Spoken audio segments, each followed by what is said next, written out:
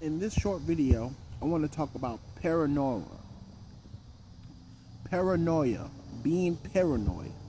All right, let's talk about it. All right, so when I was younger, I used to think, that people are, about themselves and things of that nature, and people care about themselves, and people are selfish and things of these nature. I used to believe this until I got into the world. And what I found is people are not selfish, or at least they don't show that they're selfish. Maybe that's in the background, right? But what I've noticed is that people care too much. And how does all tie into paranoia? People will follow you,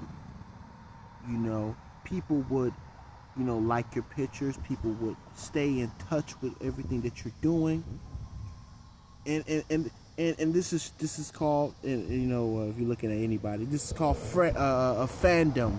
Being your fan, you know you should be paranoid, because people can get obsessed with who you are, follow you online, or even figure out where you live at. This is proof that people are actually weirdos. People are actually weird. Like, I think clout is the worst thing a person could ever try to find or look for, or whatever. I think clout is completely pointless, right? Realistically, I get clout by just walking outside. I don't even have to do anything. I just show up, and people are focused on me, paying attention to me. I don't want them to. I don't want that attention. I don't want people to be on my tail and whatever. It gives me anxiety. You know what I mean? I walk over here, and then people got this certain type of perspective or narrative or context in their brain about me or that relationship. They anthropomorphize me and all types of stuff.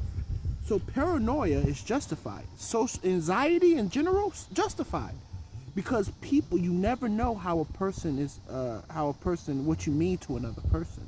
You know what I mean? People are crazy in that way. So anxiety, anxiety, paranoia, it's not half bad. Paranoia is a good thing, but not to have paranoia, but to be aware that people could follow you.